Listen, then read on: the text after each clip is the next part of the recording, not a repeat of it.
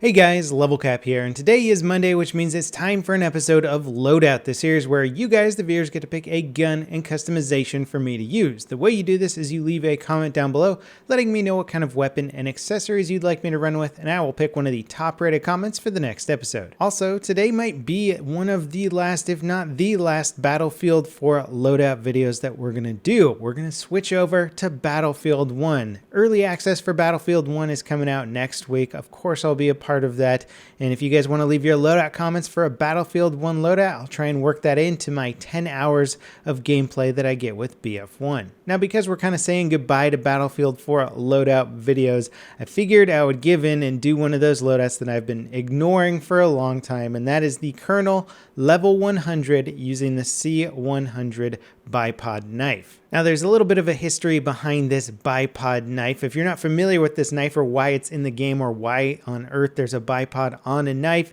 it all has to do with Battlefield Friends, a group of animators who have put together a pretty funny Battlefield series that's been going on for years, always making fun of Battlefield. The developers love them, and they put this bipoded knife into the game in honor of their series. And here's a small clip of where you see the bipod knife for the first time.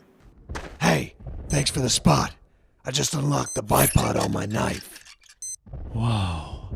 If you want to check out the full episode, I'll put a link to that in the video description. Definitely a classic episode and just making fun of the high-ranked players in Battlefield that are so good they can basically do anything, which includes killing the entire enemy team with a knife. And apparently there's an upgrade for that knife if you get enough knife kills. And fun fact regarding the C100, it's actually much more accurate than the average knife because of the bipod. It allows you to stab more accurately. Now, I don't believe the C100 is coming over to Battlefield 1, although I will be really excited to see Battlefield Friends take on the Battlefield 1 World War I theme, and who knows, maybe they'll come up with some other ridiculous melee weapon that'll make it into that game. Now, believe it or not, this is actually the first time I've run like a knife-only loadout for the Loadout series. Generally speaking, I try and focus on loadouts that could actually be tactical. Sometimes they're theme-oriented or based on a movie, and we see if that movie loadout would be effective in the game, but for the most part, I'm not trying to run loadouts that we know are not going to be particularly good. Obviously, running with knife only is not going to give you any sort of tactical advantage other than not showing up on the minimap when you get your kills, but the same can be achieved by using a suppressed weapon as well. Now, it's not to say that you can't do okay with this. In fact, for the most part, I was higher than a 1 KDR while playing. In fact, I almost hit a 2 KDR at one point, and a lot of that comes down to how good your team is and how well they can back you up while you go in for the kills or distract the enemy while you go in for the kill. Also, playing in a server with a small player count with a relatively chaotic map design will give you the highest chance of being able to sneak up on a solo player, because if you sneak up on two players together and you knife one of them and the other one sees what's going on, he can kill you either before you get the kill or just immediately after you get the kill. So not really achieving much if you die right after getting that knife kill. Now, of course, one of the more common things that happens when going for the knife kill is you end up knifing somebody in the chest, which gives them the option to counter knife. And I'm happy to say that this counter knife function will be gone in Battlefield 1. I think it's one of my least favorite things that was added to Battlefield 4, as it just took so much skill out of the knifing process. Now in Battlefield 1,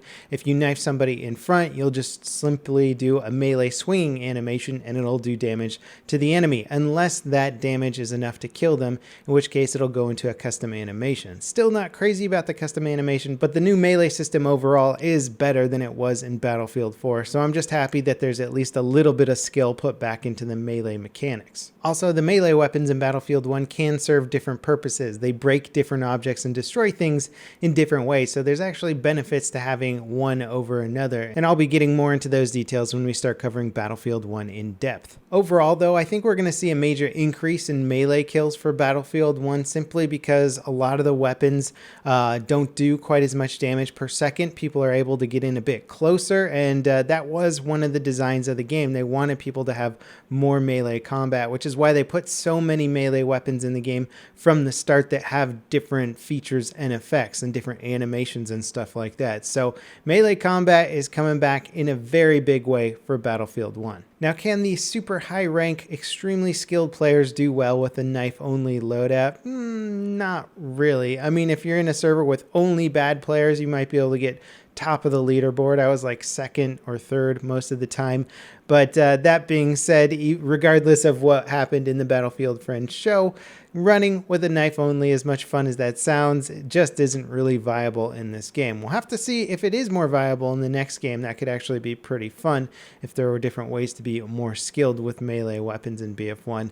But I have a feeling that ultimately it's going to serve best as a secondary or a backup fighting style if you run out of ammo or somebody just happens to pop up right in front of you. Otherwise, you'll probably want to be running with a gun primary. Anyway, that wraps it up for this episode of Loadout. Only so many things I can say about running with a knife primary. Again, don't forget to leave your comments down below for next week's episode. Make sure they're Battlefield 1 themed, and I'll see you next time. This is Level Cap, signing off.